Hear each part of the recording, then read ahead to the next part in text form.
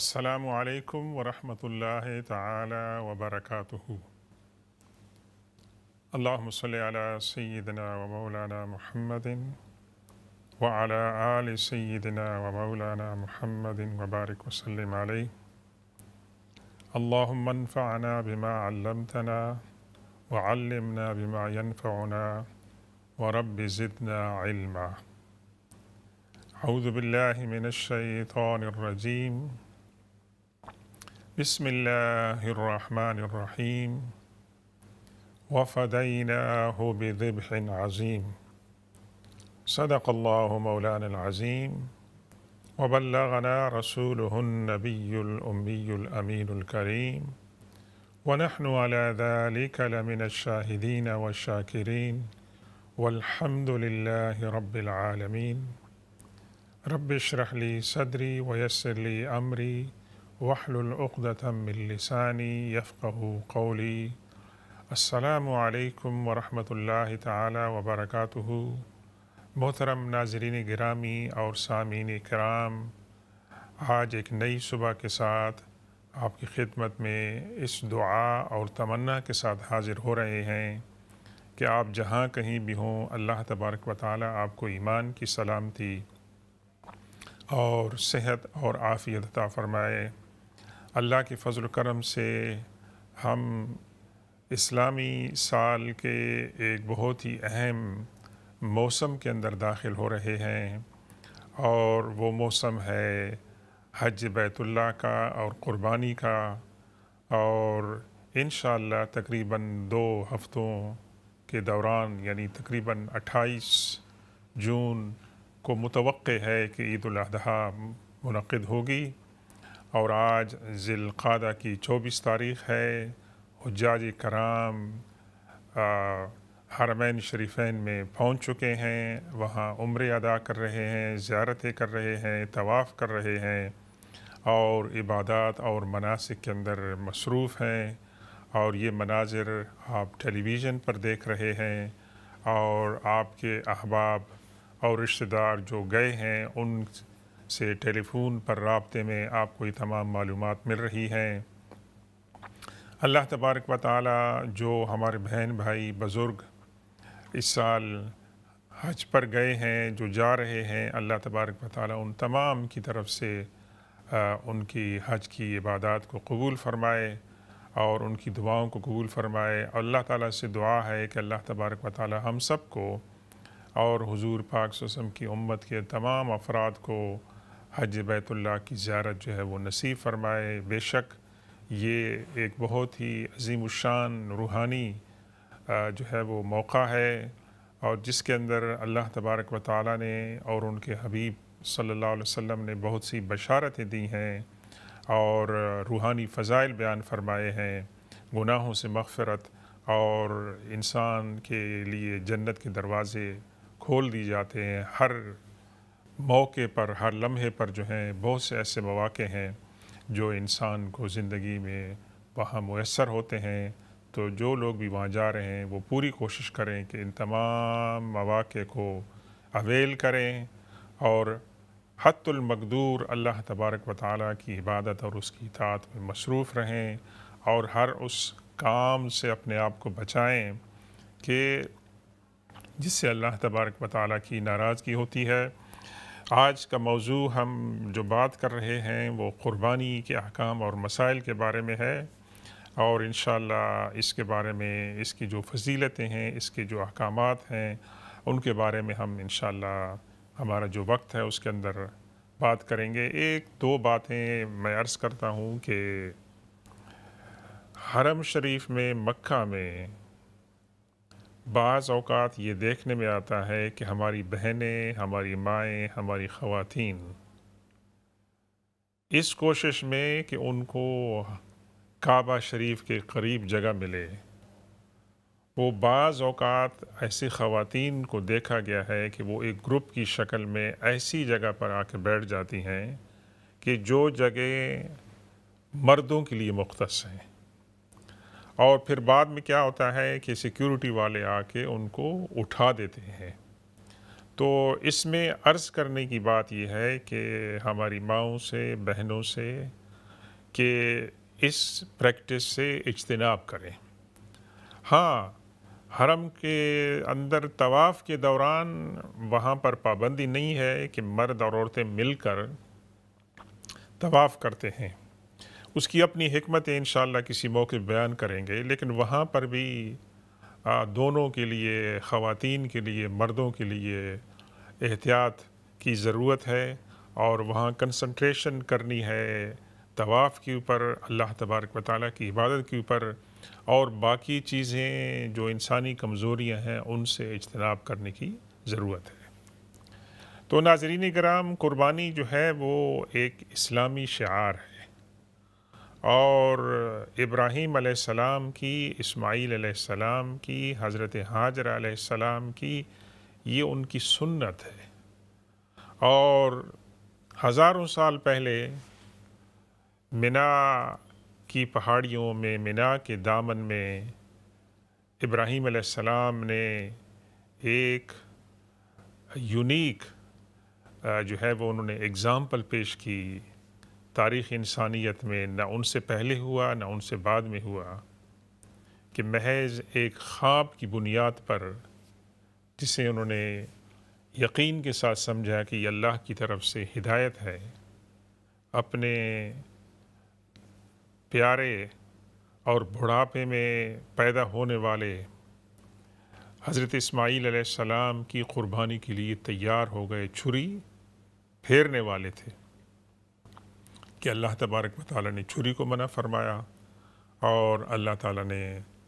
جنت سے ایک مینڈا جو ہے نازل فرمایا، اور ابراہیم علیہ السلام سے فرمایا کہ ہم آپ کو ٹیسٹ کر رہے تھے اور آپ نے ٹیسٹ کے اندر پاس ہو گئے ہیں، اپنے صاحبزادے کی بجائے آپ یہ جانور جو ہے وہ ذبح کریں۔ تو اللہ تبارک و تعالیٰ کو ہزاروں سال پہلے ابراہیم علیہ السلام کی یہ ادا ایسی پسند آئی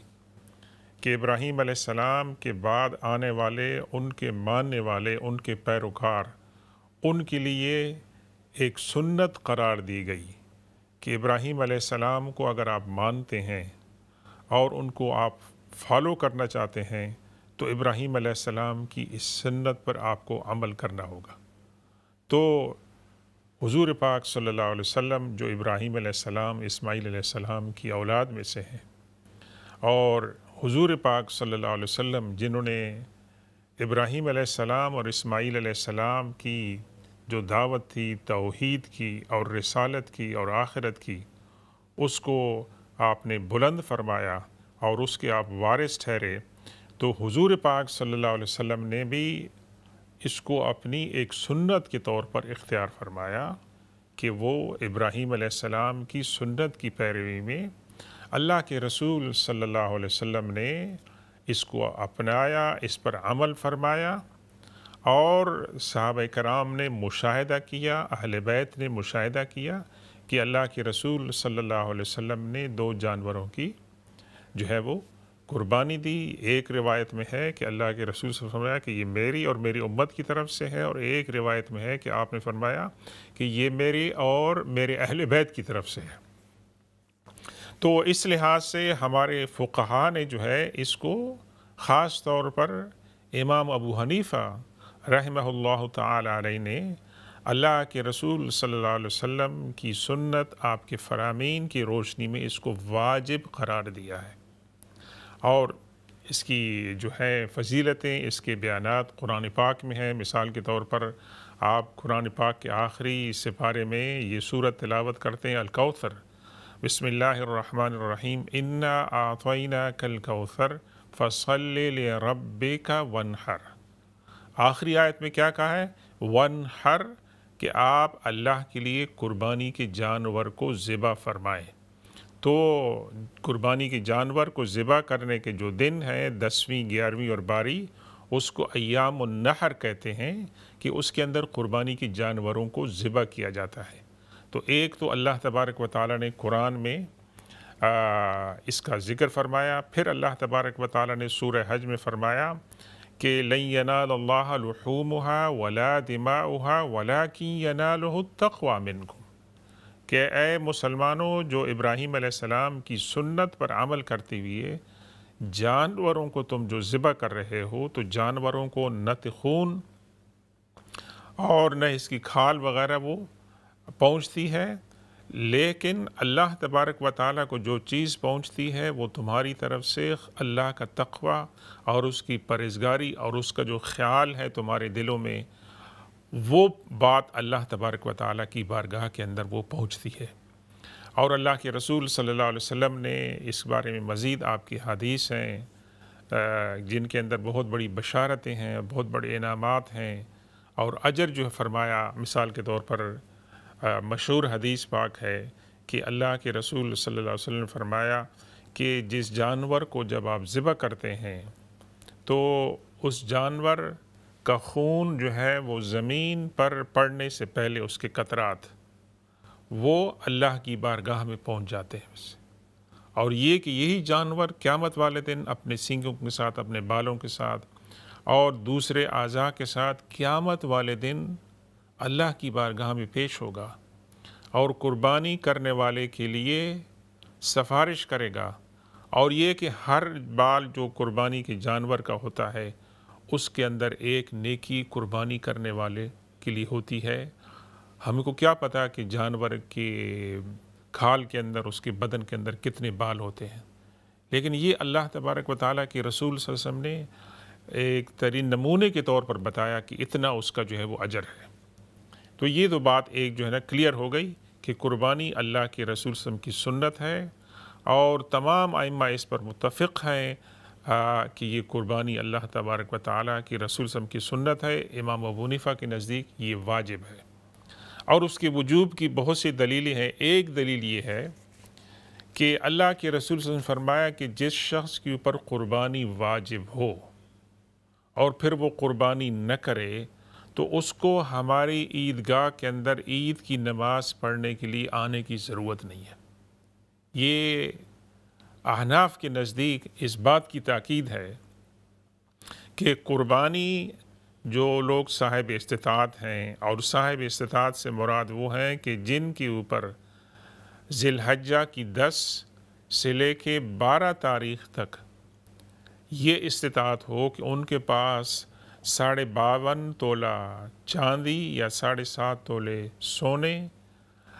کی مقدار ہو یا اس کے برابر ان کے پاس جو ہے اس کی مالیت ہو، اور یہ جو مالیت ہے ان کی حوائج اصلیہ سے زائد ہو،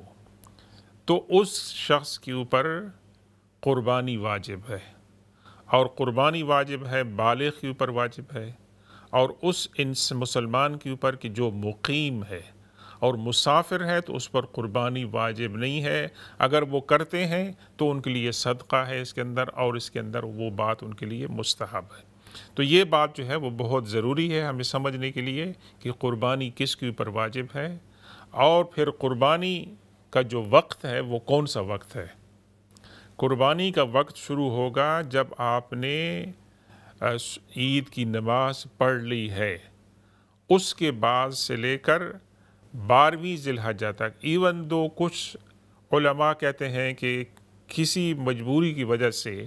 اگر آپ 12ویں کو بھی نہ کر سکیں تو 13ویں کو بھی کر لیں، کچھ علماء اس کی اجازت دیتے ہیں، لیکن یہ بات ضروری ہے کہ قربانی کا وقت جو شروع ہوگا وہ کہاں سے شروع ہوگا؟ وہ عید کی نماز پڑھنے کے بعد شروع ہوگا۔ اگر آپ نے عید کی نماز پڑھنے سے پہلے قربانی کر لی ہے تو اب اس کے بارے میں اللہ کے رسول صلی اللہ علیہ وسلم کی حدیث آپ سن لیں کہ وہ جو گوشت ہوگا وہ قربانی کا گوشت نہیں ہوگا، وہ آپ کے لیے نارمل کھانے کا گوشت ہوگا، لیکن آپ کو دوبارہ قربانی کرنی پڑے گی اگر آپ کے اوپر قربانی واجب ہے۔ تو یہ بہت احتیاط کی ضرورت ہے۔ ہاں، ہمارے فقہاء نے ایسے دور دراز دیہاتوں میں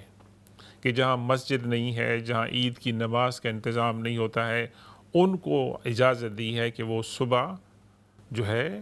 طلوع آفتاب کے بعد وہ قربانی کر سکتے ہیں۔ ان کے لیے عیدگاہ جانا مشکل ہو اور بہت دور ہو تو وہ دور دراز کے جو دیہات ہیں ان کے لیے الاؤ کیا ہے، لیکن جو لوگ شہروں میں رہتے ہیں ان کے لیے اس بات کی پابندی ہے کہ وہ قربانی عید کی نماز کے بعد کریں گے۔ انشاءاللہ اس کی اور ہم تھوڑی سی مزید بھی بات کریں گے UK کے اندر اس کے جو پرابلمز ہیں اس کے بارے میں انشاءاللہ بات کریں گے۔ تو اب اس کے اندر ناظرین کرام، جس طرح ہم پچھلے دنوں میں بات کرتے رہے ہیں طواف کی مختلف اقسام کے بارے میں اور حج کی مختلف اقسام کے بارے میں، تو اس میں ہم نے یہ جاننا ہے کہ قربانی ایک تو حاجی صاحبان جو حج پر گئے ہیں ان کے لیے قربانی کرنی ہے، اور دوسرے ہم لوگ جو یہاں پر ہیں ہمارے لیے قربانی کرنی ہے۔ تو حاجی صاحبان کے لیے یہ شریعت کا حکم ہے کہ جو حاجی صاحبان حج تمتع اور حج قران کی نیت کرتے ہیں، پہلے ہم عرض کر چکے ہیں کہ حج تمتع سے مراد یہ ہے کہ آپ نے حج کا احرام باندھا، پہلے آپ نے عمرہ کیا اور اس کے بعد عمرہ کرنے کے بعد آپ نے حلق کیا، قصر کیا، اور پھر آپ نے احرام اتار دیا، تو پھر آپ دوبارہ 8ویں ذی الحجہ یا اس سے ایک دن پہلے آپ احرام باندھیں گے حج کے لیے۔ تو اس صورت میں آپ کے لیے قربانی واجب ہے۔ یہ بات ضروری ہے کہ حج تمتع کرنے والے کے لیے قربانی واجب ہے۔ اور اسی طریقے سے حج قران جو کر رہے ہیں کہ جو ایک ہی احرام کے اندر عمرہ بھی کریں گے اور عمرہ کرنے کے بعد وہ بال نہیں کٹوائیں گے، بلکہ وہ اپنا احرام کنٹینیو کریں گے تاکہ وہ جو ہے پورا حج نہ کر لیں، اور اس کے بعد جو ہے وہ قربانی جو ہے وہ کریں گے۔ تو حج تمتع والوں کے لیے، حج قران والوں کے لیے قربانی واجب ہے۔ اور جو لوگ حج افراد کرتے ہیں، یعنی 8ویں ذی الحجہ کو وہ احرام باندھ کے اسٹریٹ اوے وہ حج کے لیے چلے جاتے ہیں، تو ان کے لیے قربانی واجب نہیں ہے، ان کے لیے قربانی مستحب ہے۔ ایک بات تو یہ بات ہو گئی۔ دوسری بات یہ سن لیں کہ جو حاجی صاحبان وہاں پر ہیں، ایک تو دم شکر کے طور پر قربانی ان کے لیے واجب ہے، اور دوسری بات یہ ہے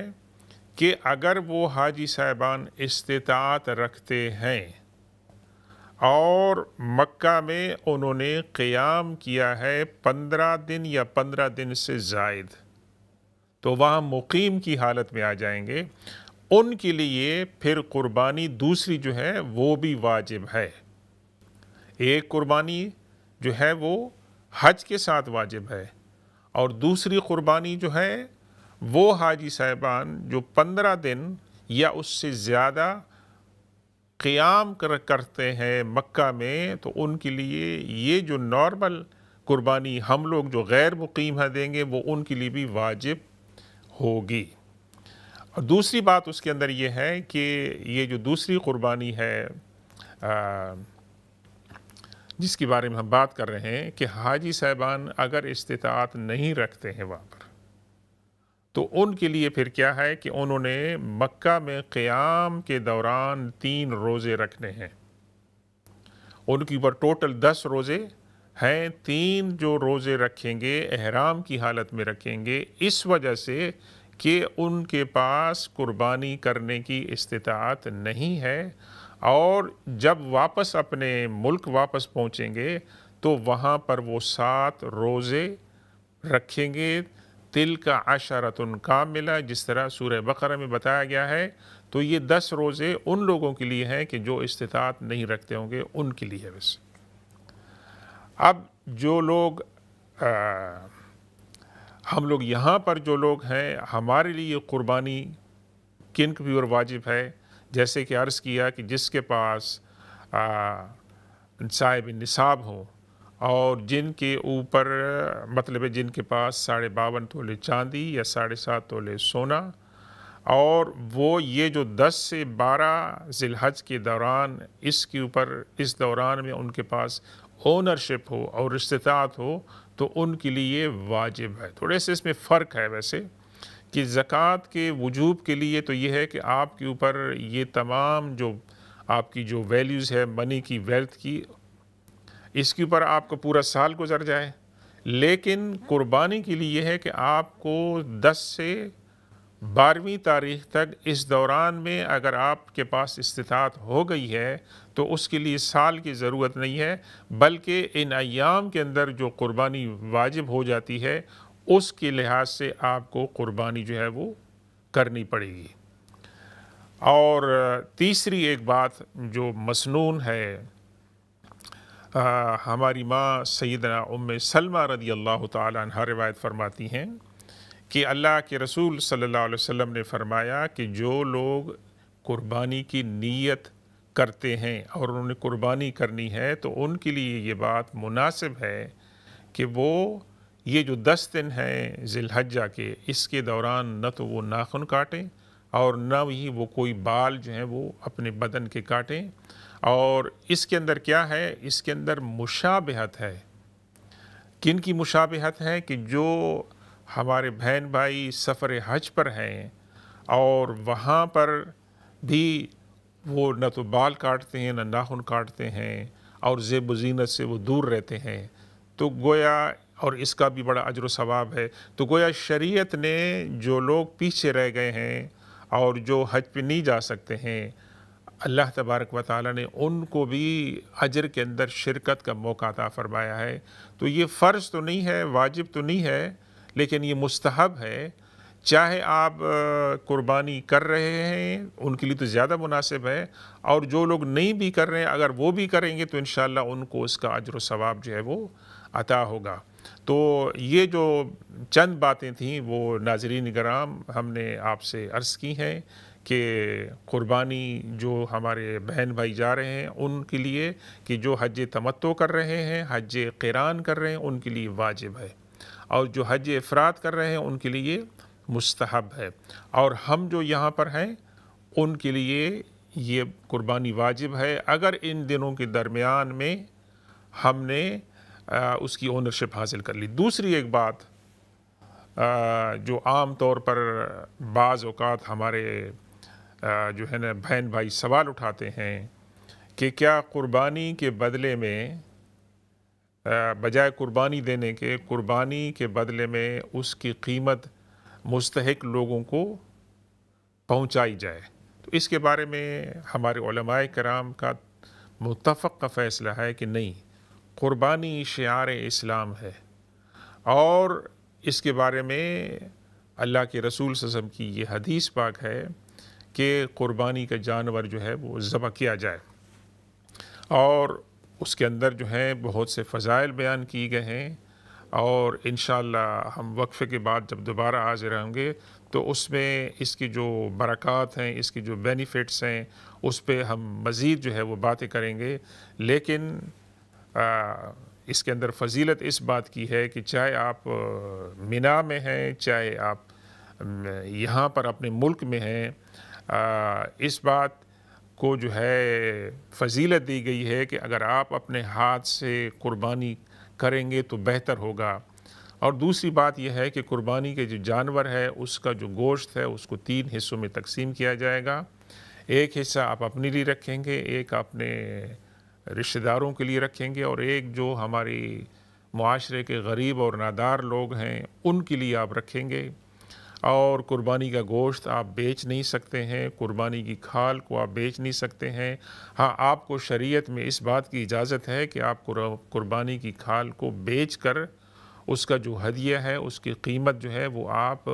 صدقہ اور خیرات کر دیں، لیکن آپ قربانی کا گوشت اور قربانی کی کھال جو صاحب ذبح کر رہے ہیں قربانی کی،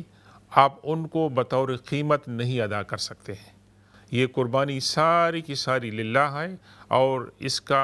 اجر جو ہے وہ اللہ تبارک و تعالیٰ سے کرنا ہے۔ اور تیسری اور اہم بات جو ہے کہ قربانی جب آپ کریں گے اس کی آپ نیت کریں گے تو نیت اللہ تبارک و تعالیٰ کے لیے خالص ہوگی،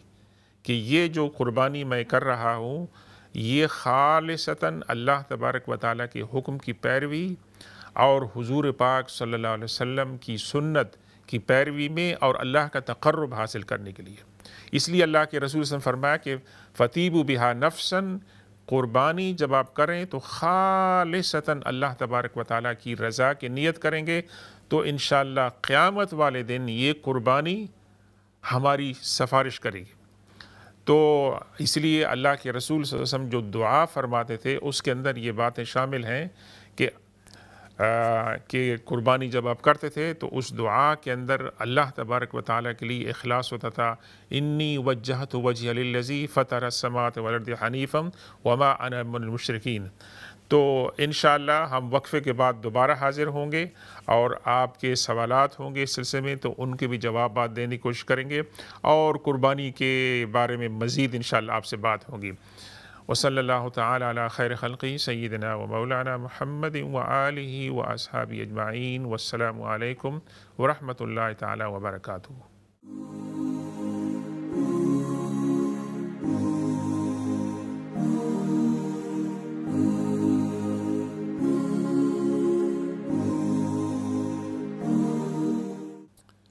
السلام علیکم ورحمۃ اللہ تعالی وبرکاتہ۔ ویلکم بیک ناظرین گرامی اور سامعین کرام، ہم وقفے سے پہلے آپ کی خدمت میں قربانی کے فضائل۔ السلام علیکم، ہمارے ساتھ ایک کالر ہیں، انشاءاللہ آپ ہمارے ساتھ کال پہ آ سکتے ہیں اگر آپ نے کوئی سوال پوچھنا ہے تو انشاءاللہ آپ کے سوالوں کے جوابات ہم دینے کی کوشش کریں گے۔ اور آپ سے عرض کر رہے تھے کہ ہم وقفے سے پہلے قربانی کی فضائل اور اس کا جو اجر ہے اور شریعت میں اس کے وجوب کے بارے میں باتیں کر رہے تھے، اور انشاءاللہ اب اس دوسرے سیشن میں ہم قربانی کی جو برکتیں ہیں، اس کے جو منافع ہیں اور اس کی فائدے ہیں، اس کے بارے میں ہم بات کریں گے۔ اس سے پہلے آپ کی خدمت میں ایک اہم گزارش ہے، وہ تمام بہن بھائی جو UK میں قربانی کرنا چاہتے ہیں ان کے لیے ایک بہت بڑا پیغام ہے، اور وہ پیغام یہ ہے کہ جب آپ قربانی کا آرڈر کرتے ہیں کسی ایبٹوار، سلاٹر ہاؤس یا اپنے مقامی گوشت کی دکان سے، تو یہ میک شور کریں کہ آپ کو وہ لیبل دیں کہ کون سے ایبٹوار پہ آپ کی قربانی ہوئی ہے، اور اس کی تاریخ اور اس کا جو وقت ہے۔ آپ اپنے لوکل بچر شاپ سے یہ ریکویسٹ کریں جب آپ بکنگ کر رہے ہیں کہ میں آپ کے تھرو بکنگ کرانا چاہتا ہوں، لیکن مجھے آپ نے جہاں سے آپ قربانی آپ کریں گے اس ایبٹوار کا نام بتائیں گے اور اس کی تاریخ اور اس کے وقت، یہ لیبل آپ مجھے بتائیں گے ایز اے کسٹمر۔ یہ آپ کا بیسک رائٹ ہے اور آپ مطالبہ کر سکتے ہیں، کیونکہ اس کے اندر ناظرین کرام یہ عبادت ہے، یہ محض گوشت کھانے کی مطلب رسم نہیں ہے، بلکہ یہ عبادت ہے، اور اس عبادت کے لیے ہم اجر کی توقع رکھتے ہیں۔ تو ایسا نہ ہو کہ آپ کی قربانی جس طرح آپ چاہتے ہیں اس طرح نہ ہو، اور قربانی جو ہے وہ آپ کی عید کی نماز پڑھنے سے پہلے ادا ہو جائے۔ تو اندازاً وہ کریں گے کہ عید کی نماز UK کے اندر پہلی نماز مثال کے طور پر کب ہوتی ہے، اور اس انداز سے یہ نہ ہو کہ نماز عید سے پہلے اگر قربانی کی جائے گی تو اللہ کے رسول صلی اللہ علیہ وسلم نے کیا فرمایا کہ وہ گوشت کی ذبح ہوگی، اور اس طرح کے لوگوں کو دوبارہ قربانی کرنی پڑے گی اگر انہوں نے عید کی نماز سے پہلے کی ہوئی ویسے۔ ہمارے ساتھ کالر ہیں، السلام علیکم ورحمۃ اللہ وبرکاتہ۔ بھائی مجھے آپ سے ایک سوال پوچھنا ہے کہ صفا اور مروہ میں نے سنا تھا کہ شاید بت تھے اور ان کو پھر ہٹا دیا گیا۔ ظاہری بات ہے بت تو اجازت ہی نہیں دین میں، لیکن پہلے وہاں بت رکھ دیے گئے تھے اور ان کی عبادت ہوتی تھی۔ تو آپ سوال کیا فرما رہے ہیں؟ میں یہ پوچھنا چاہ رہی ہوں کہ کیا یہ صحیح ہے یا نہیں؟ مجھے لگتا ہے کہ قرآن میں یہ چیز ہے، تو پلیز اگر آپ وضاحت کر دیں۔ جی میں عرض کرتا ہوں۔ اس قرآن پاک میں سورہ بقرہ میں ذکر ہے، اعوذ باللہ من الشیطان الرجیم، بسم اللہ الرحمن الرحیم، ان الصفا والمروة من شعائر الله فمن حج البيت او اعتمر فلا جناح عليه ان يطوف بهما ومن تطوع خيرا فإن اللہ شاکر علیم۔ اس آیت کے اندر اللہ تبارک و تعالیٰ نے مسلمانوں سے یہ حکم فرمایا ہے کہ صفا اور مروہ جو ہیں یہ اسلام کے شعائر ہیں، اور اسلام کے شعائر اس معنی میں ہیں کہ ان دونوں کے درمیان حضرت حاجرہ علیہ السلام نے دوڑ لگائی تھی ننھے اسماعیل علیہ السلام کی پیاس کو بجھانے کے لیے پانی کی تلاش میں۔ تو یہ ایک انسانی کاوش تھی، لیکن اللہ تبارک و تعالیٰ کی چونکہ محبت میں وہ وہاں ٹھہرے تھے تو اللہ تبارک و تعالیٰ نے ہر ادا کو قبول فرما لیا تھا۔ اب ایسے ہوا کہ جب اسلام آیا اور اسلام نے بت پرستی کو منع کیا تو کعبہ کے اندر جو تھے اور صفا مروہ کے اندر اس پورے علاقے میں انہوں نے جگہ جگہ بت رکھے تھے۔ تو کچھ لوگوں کے ذہن میں یہ بات آئی بطور کراہیت کہ یہاں تو بت رکھے ہوتے تھے، یہاں پر ہم سائی کیسے کریں گے؟ تو ان کو اطمینان کے لیے اللہ تبارک و تعالیٰ نے یہ آیت نازل فرمائی کہ یہ جاہلیت کی چیزیں تھیں وہ ہٹا دی گئی ہیں، آپ کے لیے صفا اور مروہ کے درمیان جو ہے سائی کرنے میں کوئی قباحت نہیں۔ اب اس میں ہماری بہن نے جو سوال کیا ہے، ہمارے کچھ لوگوں کے ذہن میں یہ بات آتی ہے کہ فلا جناح علیہ کا جو ذکر ہے اس کے اندر حرج نہیں ہے کہ سائی آپ کریں یا نہیں کریں۔ نہیں، سائی تو آپ نے کرنی ہے، اٹس پارٹ آف عمرہ، اٹس پارٹ آف حج دیر، اللہ کی رسول صلی اللہ علیہ وسلم کی سنت ہے۔ اور الا یہ کہ آپ معذور ہیں تو آپ ویل چیئر کے اوپر کسی کے اوپر سوار ہو کر آپ جو ہے نا وہاں سائی کر سکتے ہیں۔ لیکن اور پھر دوسری جو اس کے اندر ایک بہت بڑی حکمت ہے کہ صفا کے بالکل قریب میں وہ جگہ ہے کہ جہاں اللہ کے رسول صلی اللہ علیہ وسلم کی پیدائش ہوئی تھی، اور آج اس کو ایک لائبریری کے اندر تبدیل کیا گیا ہے۔ تو جب آپ صفا مروہ کے درمیان میں آپ جاتے ہیں تو وہاں اپنے ذہن کے اندر یہ تمام جو باتیں ہیں ان کو رکھیں اور اس بات پر فخر کا اظہار کریں اور ہمبل ہو جائیں کہ اللہ آپ نے مجھے یہ جو مقدس مقامات ہیں، آج تو تقریباً وہ پہاڑ جو ہیں انہوں نے مٹا دی ہیں، ان کی تھوڑی سی نشانیاں رکھی ہیں۔ ہمارے ساتھ ایک دوسرے کالر ہیں، انشاءاللہ بات کریں گے۔ السلام علیکم ورحمۃ اللہ وبرکاتہ۔ السلام علیکم۔ وعلیکم السلام ورحمۃ اللہ وبرکاتہ۔ میرے 3 سوال ہیں۔ پہلا سوال تو یہ ہے کہ فجر کی نماز 15 منٹ سورج نکلنے سے پہلے پڑھ سکتے ہیں؟ اوکے جناب۔ اور دوسرا یہ ہے کہ مغرب کی نماز سے پہلے چار سنتیں پڑھ سکتے ہیں؟ مغرب کی نماز سے پہلے کتنی سنتیں؟ 4 سنتیں۔ ایک سیکنڈ جناب، یہ آپ مجھے بتائیں کہ یہ مغرب سے پہلے 4 سنتوں کا تصور کہاں سے آیا آپ کے پاس؟ پتہ نہیں، لوگ کہتے ہیں، میں تو نہیں پڑھتی، میں تو 3 بھی۔ مغرب کی نماز سے امیڈیٹ پہلے، اذان سے پہلے؟ ہاں، نہیں، اذان ہو جائے مغرب کی تو اذان ہونے کے بعد؟ ہاں ٹھیک ہے۔ اور کیا سوال ہے آپ کا؟ اور یہ ہے کہ وہ تو میں نے کر دیا نا 15 منٹ پہلے سورج نکلنے سے۔ آپ نے پہلے سوال پوچھا تھا فجر سورج نکلنے سے پہلے 15 منٹ نماز پڑھ سکتے ہیں فجر اور کی؟ دوسرا یہ تھا کہ مغرب کی نماز سے پہلے 5 جو آپ 4 سنتیں کہہ رہے ہیں۔ جی جی۔ اور تیسرا سوال آپ کا؟ تیسرا سوال یہ ہے کہ اگر ہمیں پاؤں دھوئے ہیں تو پہلے تو دایاں پاؤں دھوتے ہیں نا؟ جی جی جی۔ پھر بایاں پاؤں دھوتے ہیں؟ جی۔ اگر غلطی سے بایاں پاؤں پہلے دھو لیا، دایاں بعد میں دھویا تو پھر وہ وضو ہو گیا؟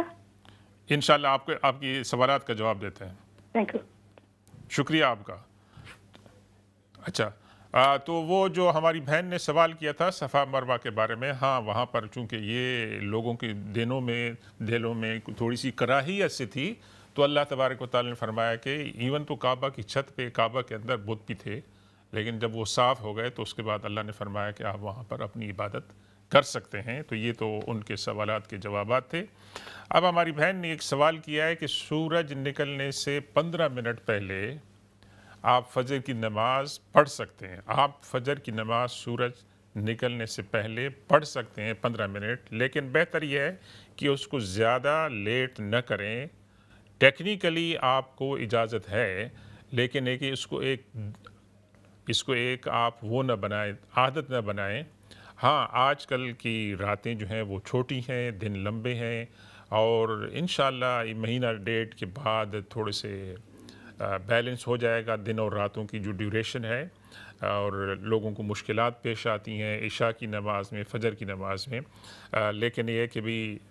آپ کی نماز ہو جائے گی اگر آپ نے 15 منٹ پہلے سورج.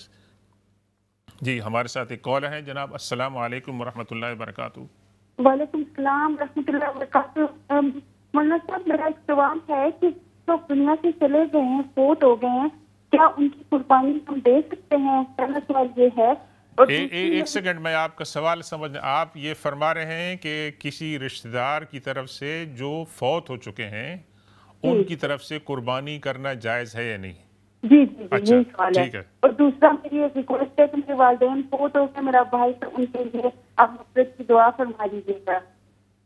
آپ ذرا دوبارہ دوسرا سوال دہرائیں ذرا پلیز. دوسرا سوال یہ ہے کہ میرے والدین فوت ہو گئے ہیں، تو ان کی مغفرت کے لیے دعا فرما دیجیے گا. انشاءاللہ. جزاک اللہ، بہت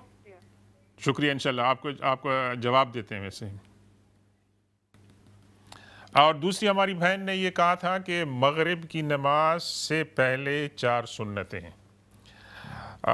اگر اذان کا ٹائم نہیں ہوا ہے، مغرب کی نماز کا ٹائم نہیں ہوا ہے، تو اس سے امیجیٹلی پہلے یہ غروب آفتاب کا وقت ہے، اس وقت کوئی بھی نماز پڑھنا مکروہ ہے، اس سے اوائڈ کریں. اذان ہونے کے بعد آپ نوافل پڑھ سکتے ہیں، اس کی اجازت ہے. اگر اتنا وقفہ ہے کہ ابھی جماعت نہیں ہو رہی ہے تو آپ اس دوران میں نوافل پڑھ سکتے ہیں. اور اگر آپ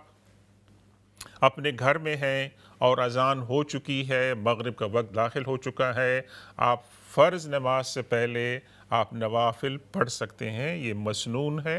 اور مستحب ہے، اس کے اندر کوئی ایسی حرج کی بات نہیں ہے، آپ پڑھ سکتے ہیں. اگر آپ نے نہیں پڑھی تو اس کے اندر کوئی حرج اور کیا نام ہے گناہ کی بات نہیں ہے. تیسرا آپ نے سوال کیا تھا کہ بائی ایکسیڈنٹ وضو کے اندر پہلے دایاں پاؤں دھونے کی بجائے بایاں پاؤں دھو لیا تو آپ کا وضو ہو جائے گا. لیکن وضو کی جو مطلب ہے کہ میتھڈ ہے، اس کے اندر ترتیب وہی رکھنی ہے جو ترتیب ہمیں قرآن نے اور حدیث کے اندر جو بتائی ہے. مثال کے طور پر کسی نے جو ہے وہ چہرہ جو ہے وہ بعد میں دھویا اور پورے ہاتھ دھو لیے دونوں، اس کا وضو ان کا ہو جائے گا، لیکن یہ خلاف ترتیب ہو جائے گا. اور اس کو ایک عادت کے طور پر نہ بنائیں، انشاءاللہ اللہ تبارک و تعالی قبول فرمائے گا. دوسرا ہماری بہن نے سوال کیا تھا کہ کیا فوت شدہ جو رشتہ دار ہیں ان کی طرف سے قربانی کی جا سکتی ہے؟ جی ہاں، آپ ان کے لیے ایصال ثواب کے لیے ان کے لیے آپ قربانی کر سکتے ہیں. اور یہ جو ہے ہمارے تمام فقہاء نے اس کو جائز قرار دیا ہے، اور انشاءاللہ اس کا ثواب ان کو ملے گا جس طریقے سے کہ آپ دیگر صدقات اور خیرات کرتے ہیں اپنے مرحومین کے لیے، اسی طریقے سے آپ قربانی بھی ان کے لیے کر سکتے ہیں. اور اس کے اندر کوئی حرج کی بات نہیں ہے، آپ کو بھی اس کا اجر ملے گا، اور جن کے لیے آپ قربانی کر رہے ہیں انشاءاللہ ان کو بھی اس کا ثواب ملے گا. اور آپ نے دوسری بات یہ کی، ہماری بہن نے یہ بھی درخواست کی تمام آپ کے جو ہمارے سننے والے ہیں ناظرین کہ ان کے والدین کے لیے مغفرت کی دعا کریں. اللہ تعالیٰ سے ہم دعا کرتے ہیں کہ ہماری بہن کے والدین اور تمام جو مسلمان ہیں چاہے وہ زندہ ہیں یا اس دنیا سے چلے گئے، اللہ تعالیٰ ان تمام کی مغفرت فرمائے. اور خاص طور پر یہ جو ایام ہیں حج کے، ان کے دوران اللہ تبارک تعالیٰ ان کو جو ہے نا ان کی مغفرت فرمائے، ان کے درجات بلند فرمائے. ہمارے ساتھ کالر ہیں. السلام علیکم. وعلیکم السلام. کیسے بھائیان، ٹھیک ہے آپ؟ اللہ کا شکر ہے. ہاں جی بھائیان، میں نے ایک سوال کرنا تھوڑے کو. میں اب یہ پوچھنا کہ فجر کی نماز تو پہلے جا تسی فجر کی نماز قضا فرض تسی فجر دی پڑھ سکتے ہیں ہر نماز نہ؟ فجر کی نماز سے پہلے قضا نماز نہیں میں بعد وچ پڑھدی نہیں ہاں جدوں بیٹا پڑھ لینی ہے نا نماز فجر دی پھر بعد میں 2 قضا فرض پڑھ لینی ہے نماز نا میں آپ کا سوال دوبارہ ریپیٹ کرتا ہوں آپ مجھے آپ کا سوال یہ ہے کہ کیا آپ فجر کی نماز سے پہلے قضا نماز پڑھ سکتے ہیں نہیں پڑھ سکتے فجر کی نماز کے بعد میں پڑھتی ہوں قضا نماز فجر کے 2 فرض پڑھتی ہوں نماز پہلے نماز پڑھتی ہوں فجر کی اس کے بعد میں قضا فجر کی پڑھتی ہوں اچھا اور کیا سوال ہے آپ کا ہاں جی یہ پڑھ سکتی ہوں دوسرا میں اب بھول گئی بیٹے عمر ہو گئی ہے میری تو میں نے اور بھی سوال کرنا تھا کوئی تو مجھے پہلے تو یہ بتا دیں پھر ابھی اوکے اچھا انشاءاللہ آپ دوبارہ تشریف لائیں ہم آپ کے کال کا انتظار کریں گے ابھی دوسری ہمارے ساتھ کال ہے جناب فرمائیں السلام علیکم کالر وعلیکم السلام السلام علیکم وعلیکم السلام میں نے پہلے فون کیا تھا میں بھول گئی کیا عشاء کی نماز مغرب کی نماز سے 1 گھنٹے بعد پڑھ سکتے ہیں عشاء کی نماز مغرب کی نماز کے 1 گھنٹہ بعد 1 گھنٹہ بعد پڑھ سکتے ہیں اوکے انشاءاللہ ابھی عرض کرتے ہیں سنتے رہیں انشاءاللہ ہم عرض کریں گے جی ہاں تو ہمارا دوسرا جو سوال تھا وہ یہ تھا کہ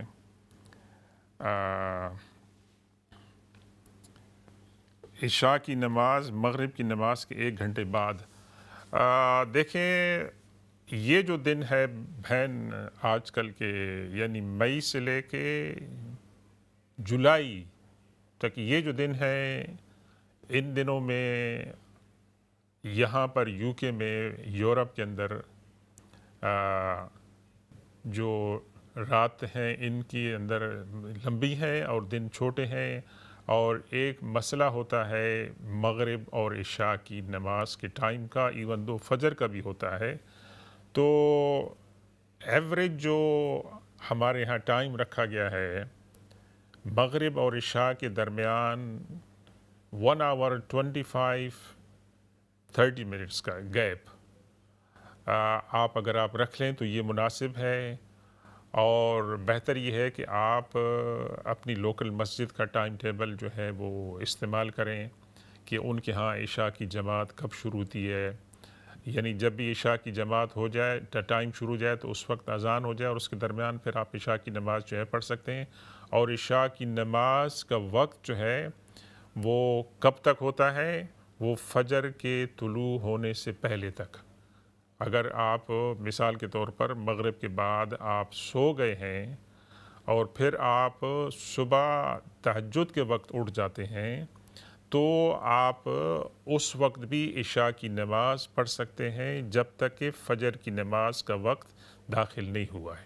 تو یہ ایوریج جو ٹائم رکھا گیا ہے اگرچہ اس میں ہمارے فقہاء کے بہت سارے اختلافات ہیں لیکن مجھ جیسے ایک عام انسان کے لیے جو فقہ کی باریکیوں کو نہیں سمجھتا ہے ان کے لیے ایک عام سا رول یہاں کے علاقوں کے لیے یہ ہے کہ وہ مغرب کے نماز کے تقریباً 1.5 گھنٹے بعد عشاء کی نماز جو ہے وہ پڑھ سکتے ہیں ویسے دوسرا ہماری جو بہن نے سوال کیا تھا مجھے تھوڑا سا کلیئر نہیں ہوا انہوں نے فجر کی نماز سے پہلے فجر کی نماز کے بعد قضا نماز کے بارے میں کیا تھا تو اگر وہ دوبارہ سوال سن رہے ہیں تو پلیز دوبارہ سوال کر لیں تاکہ میں سوال کو پوری طرح سمجھ کے آپ کو انشاءاللہ جواب دینے کی میں کوشش کروں گا تو آپ کے سوال کے انتظار میں بھی جب ناظرین گرامی ہم بات کر رہے تھے قربانی کے جو فوائد ہیں وہ کیا فوائد ہیں ویسے کیونکہ یہ ایک سوال ہمارے یہاں اٹھایا جاتا ہے کہ قربانی کا فائدہ کیا ہے قربانی کا سب سے جو بڑا فائدہ ہے اللہ تبارک و تعالیٰ کی رضا اور اس کا تقرب کہ ایک مسلمان اللہ کی رضا کے لیے قربانی کرتا ہے اس امید اور یقین کے ساتھ کہ اس کو اللہ اس کا اجر قیامت میں عطا فرمائے گا تو اس کا ایک تو تعلق ہے توحید کے ساتھ، اور اس کا ایک تعلق ہے آخرت کے ساتھ، اور اس کا ایک دوسرا تعلق ہے ایمان بالغیب کے ساتھ۔ تو ابراہیم علیہ السلام، اسماعیل علیہ السلام، حضور پاک صلی اللہ علیہ وسلم اور ہمارے تمام صحابہ کرام، اہل بیت اور اولیاء اور صلحاء نے اس قربانی پر عمل کیا ہے، تو ہم ان کی پیروی کرتے ہیں، تو اس امید کے ساتھ، اس یقین کے ساتھ کہ اللہ تبارک و تعالی ہمیں اس کا اجر جو ہے وہ عطا فرمائے گا۔ تو یہ سب سے بڑا فائدہ ہے۔ اور روحانی طور پر دوسرا سب سے بڑا فائدہ یہ ہے کہ آپ کو ایک تسلی ہوتی ہے کہ آپ نے اللہ اور اس کے رسول صلی اللہ علیہ وسلم کے احکامات کی پیروی میں ایک کام کیا ہے، تو آپ کو اطمینان ہوتا ہے کہ میں نے ایک اچھا کام کیا ہے۔ السلام علیکم، ہمارے ساتھ ایک کالر ہیں، جناب فرمائیں۔ جی باہر میں آگے بھی تہاڈے سوال کیتا، تہاڈوں سمجھ نہیں آئی۔ میں تہاڈے کو پوچھنا چاہتی کہ میں فجر تو بعد نا 2 قضا فرض پڑھدی ہاں فجر دے، تے میں تب یہ پوچھنا چاہتی ہاں کہ میں پڑھ سکتی ہاں؟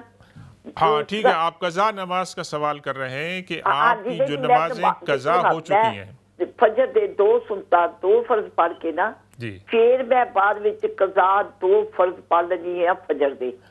اب میں یہ تھوڑے سے کلیئر ہوگا، میں یہ عرض کر دوں اگر آپ لائن پر ہیں تو آپ اپنی قضا نمازیں جو آپ سے پہلے قضا ہو چکی ہیں، پہلے قضا ہو چکی، جی مثلا کہ 1 سال کی قضا ہو گئی ہیں، 2 سال کی قضا ہو گئی ہیں، لا لو کیونکہ ہن میں 20 سال ہو گئے نماز پڑھنے لگی۔ جی ہاں جی، نہیں اچھا، ماشاءاللہ، اللہ آپ کو جزائے خیر عطا فرمائے۔ قضا نمازیں آپ ہر نماز کے ساتھ پڑھ سکتے ہیں۔ ویسے مینوں کسی نے کہا سی تسی فجر دے نال اور عصر دی نماز دے نال تسی قضا نہیں پڑھ سکدے۔ نہیں، عصر کے بعد بھی آپ قضا پڑھ سکتے ہیں اور فجر کے بعد بھی آپ قضا پڑھ سکتے ہیں، جو آپ کی پرانی قضا ہیں ویسے۔ اچھا جی، اور میں ایک اور تہاڈے سوال کرنا کہ میں ماشاءاللہ میرے اللہ دا لاکھ لاکھ شکر الحمدللہ، میں 5 وقت دی نماز پڑھدی ہاں، پر پھر بھی مینوں کئی دفعہ اللہ دے اننے نے پیڑے خیال ہون گے، میں سجدے وچ جاؤں گی تے خیال ہوندے، پھر میں اپنے آپ بڑا بھیان گناہگار سمجھتی، میں کہ نہیں میری نماز بھی پتہ نہیں اللہ تعالیٰ قبول کر رہا، کہ میں پتہ نہیں کنی کا گناہگار ہاں، کہ میرے اللہ تعالیٰ دے بارے سجدے وچ اننے دے پیڑے خیال ہوندے۔ مینوں یہ ذرا تسی کلیئر کر دو کہ میں بہت اس گل تو ڈسٹرب ہاں۔ اچھا ٹھیک ہے جناب۔ تو ہماری بہن نے ایک کامن مسئلہ پیش کیا ہے کہ نماز کے دوران وسوسے آتے ہیں۔ جب تک کہ وسوسہ آپ کے دل میں ہے، انشاءاللہ اللہ تعالیٰ اس کی گرفت نہیں فرمائے گا، اور یہ وسوسے نفس کی طرف سے، شیطان کی طرف سے ہوتا ہے کہ انسان نماز کے اندر کنسنٹریشن نہ کرے، اور انسان کے وہ جو خیالات آتے ہیں، ہماری زندگی میں بہت سی پریشانیاں ہوتی ہیں، تو وہ جو ہے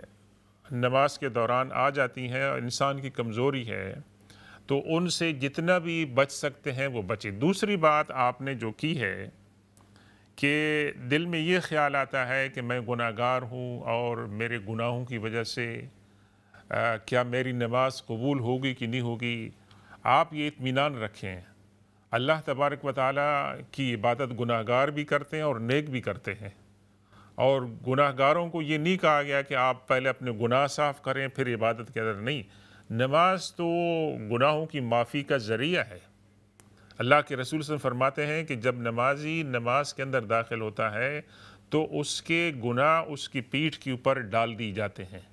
اور جب وہ رکوع میں جاتے ہیں تو رکوع کے دوران جتنے بھی گناہ گر سکتے ہیں وہ اس سے گرتے ہیں،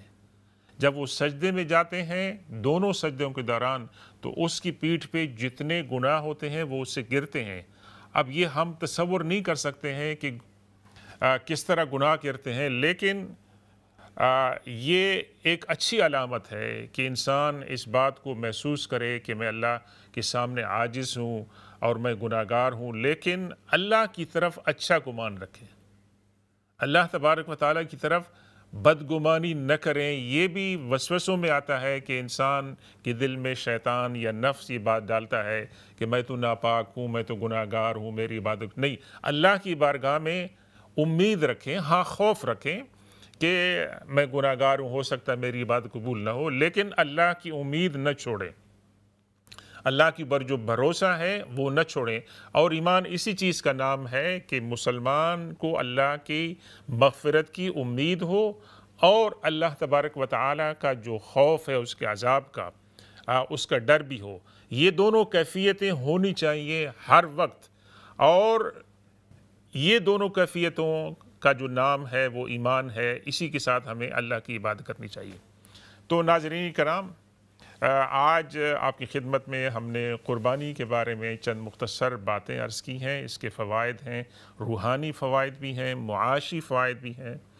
کہ بہت سے مسلمانوں کو روزگار ملتا ہے. معاشرتی طور پر بہت سے مسلمان جو نادار ہیں, غریب ہیں, ان کو بھی اس خوشی کے اندر شرکت کا موقع ملتا ہے. تو اللہ تبارک و تعالیٰ سے دعا ہے کہ اللہ ہم سب کو